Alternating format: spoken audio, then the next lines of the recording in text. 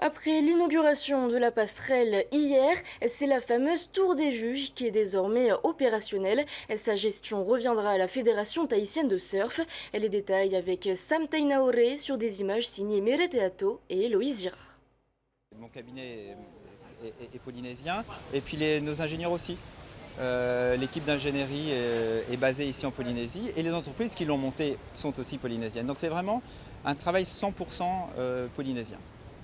À part les matières premières importées, cette tour est de conception 100% made in fénois. Fini les polémiques sur les atteintes à l'environnement, cet édifice est à la croisée des demandes des associations de protection du site et des exigences du Comité international olympique. La principale contrainte a été d'alléger la tour au maximum tout en la rendant la plus solide possible. Et le principe, ça a été d'imaginer cette tour autour d'une cage, comme ça, d'une cage qui permet de rigidifier l'ensemble et qui permet d'avoir tous les contreventements au centre de la tour et éviter ainsi d'avoir des croisillons, si vous voulez, en façade. Du coup, la visibilité pour les juges est totale. Et l'avantage donc de ce système très résistant permet de faire passer quand même l'air un petit peu, hein, c'est le système de ces filets. Donc il y a une grande partie de l'air qui est arrêtée, mais il y a aussi une petite partie qui passe, ce qui permet d'alléger finalement les efforts au vent sur la tour.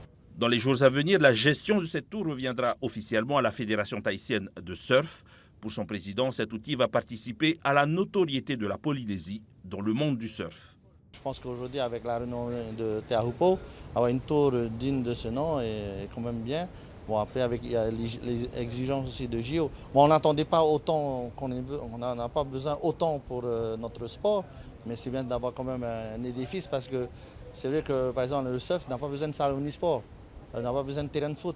On a la chance, le bon Dieu nous a donné les sports de surf et les meilleurs sports au monde.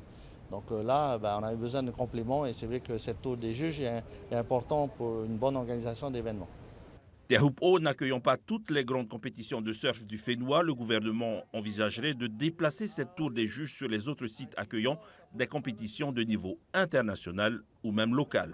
Si l'utiliser sur d'autres sites, ça va demander encore des investissements, de nouvelles infrastructures sur les nouveaux sites qui seront, sur lesquels on veut imaginer avoir des compétitions de type international. Maintenant, voilà, c'est des discussions à mettre en place, c'est des rencontres à mettre en place et puis pour faire aboutir en fait ces nouveaux projets. Vu les polémiques suscitées par l'installation de cette tour à Te Ahupo'o, il semble peu probable que son déplacement sur d'autres sites se fasse dans le calme et la sérénité.